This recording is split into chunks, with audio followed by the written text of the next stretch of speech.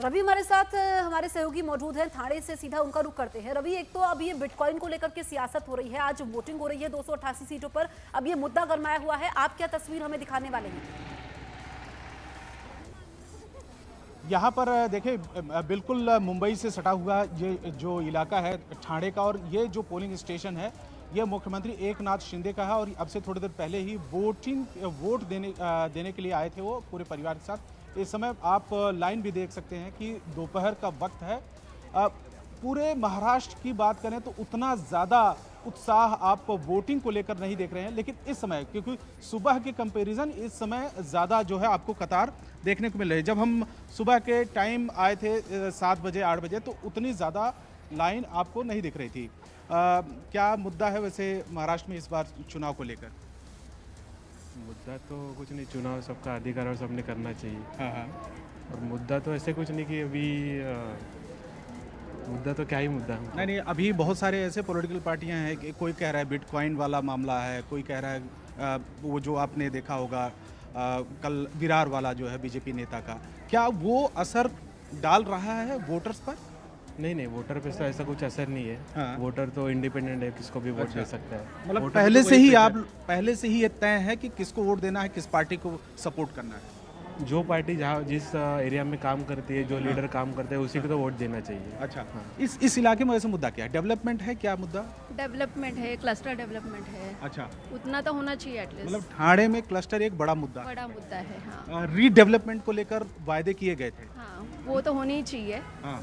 इसके लिए हम वोट कर रहे हैं। अच्छा, आप बताएं मैडम, आप बताएं कि क्या मुद्दा है? भाई साहब आप बताएं जी, आप बताएं कि क्या मुद्दा है वैसे? सॉरी, क्या मुद्दा है इस लोकल, क्या मुद्दा है? लोकल बहुत सारे मुद्दे हैं यहाँ पे, जैसे क्लस्टर होना चाहिए, हाँ। बहुत कुछ होना चाहिए। बिल्कुल रवि, देखिए आज का वोटर जो है बेहद जागरूक है, उन्हें पता है कि कौन कौन से ऐसे मुद्दे हैं जिनका फायदा उन्हें होगा, और उन्हीं मुद्दों को कहीं ना कहीं ज़हन में रखकर वो जो अपने वोटर का इस्तेमाल कर रहे हैं। अमित पांडे नागपुर से लगातार हमें सियासी तस्वीर दिखाने की कोशिश कर रहे हैं। अमित, सुबह से ही आप हमें तमाम तस्वीरें दिखाने की कोशिश कर रहे हैं, लेकिन ये जो बिटकॉइन कांड की जो आग सुलग रही है, क्या इसकी चिंगारी नागपुर तक पहुंची है? आपने तो नितिन गडकरी से बातचीत भी की है, उनकी तरफ से भी रिएक्शन सामने आया है। जी बिल्कुल, और नितिन गडकरी का यही कहना था कि पॉजिटिव राजनीति के साथ बीजेपी आगे बढ़ रही है और जनता इसको जरूर समझेगी। फिलहाल इस वक्त हम यहाँ पर जो मौजूद हैं, नागपुर साउथ वेस्ट कंस्टिट्यूंसी है और ये पूरे प्रदेश की सबसे वीआईपी कंस्टिट्यूंसी में से एक है। और देखिए यहाँ पर पोलिंग का माहौल, क्योंकि वीआईपी इसलिए है क्योंकि खुद उप मुख्यमंत्री देवेंद्र फडणवीस इसी सीट से यहाँ पर चुनाव लड़ रहा है, और छठी बार नागपुर से और चौथी बार यहाँ से विधायक बनने के लिए वह जुगत लगा रहे हैं, कोशिश कर रहा है। और देखिए यहाँ पर वो तस्वीरें देखिए, हम यहाँ पर आम जनता से भी कुछ पूछने की कोशिश करेंगे। मैडम, एक मुद्दा आया है सामने, एक मुद्दा आया है अभी सामने, बिटकॉइन करके आया है कल रात, तो उससे आप उसके बारे में क्या सोचती? पार्टी कैंडिडेट का नाम मत लीजिए, क्या ये मुद्दा आपको प्रभावित करता है? मुझे नहीं करता, क्योंकि मैं इसमें विश्वास नहीं करती, बिल्कुल नहीं करती विश्वास में, क्योंकि हमारी हार्ड अर्न मनी जिसको हमने शुरू से देखा है उसी में हम इन्वेस्ट करें, उसी को, बिटकॉइन को किसी ने देखा ही नहीं है। नहीं, आरोप ये लगाया है कि आरोप बीजेपी की तरफ से ये लगाया गया है कि बिटकॉइन के पैसे इन्वेस्ट किए गए एनसीपी के नेताओं ने जगह जगह पे।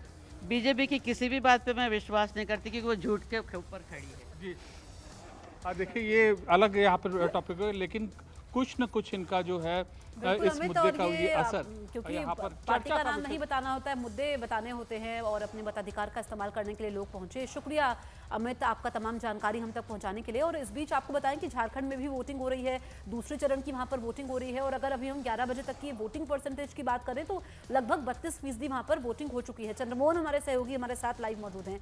चंद्रमोहन, इस वक्त आप कहाँ पर मौजूद हैं और क्या तस्वीर आप हमें दिखाने वाले हैं? बिल्कुल, देखिए ये देवघर का कोरियासा इलाका है, आपको तस्वीर सीधी दिखाने की कोशिश करेंगे, जहां पर राजकीयकृत ये मध्य विद्यालय है। और एक तस्वीर में देखिए आप किस तरह से लोग अभी भी यहां पर खड़ा होकर अपनी बारी का इंतजार कर रहे हैं। तो दूसरी तरफ एक बोर्ड भी लगा हुआ है जिस पर लिखा है देवघर कर रहा है वोट। साफ तौर पर समझा जा सकता है कि आज मतदान का दिन है और ऐसे में लोग अपने घरों से भारी संख्या में बाहर निकल रहे हैं और मतदान कर रहे हैं। देवघर में खास तौर पर एक तरफ बीजेपी प्रत्याशी नारायण दास हैं तो दूसरी तरफ आरजेडी की ओर से सुरेश पासवान हैं। नारायण दास 2 बार जीत चुके हैं यहाँ से और तीसरी बार हैट्रिक लगाने के लिए चुनाव मैदान में खड़े हैं। तो वहीं आरजेडी का अपना भी दावा है। सुरेश पासवान साफ तौर पर ये कह रहे हैं कि उन्होंने अपने जीत का दावा किया है, लेकिन आज जो 12 जिले के 38 विधानसभा क्षेत्र में मतदान हो रहा है उसमें एक तरफ सोरेन परिवार का किस्मत दांव पर है तो दूसरी तरफ बीजेपी के बड़े नेताओं का भी किस्मत दांव पर है।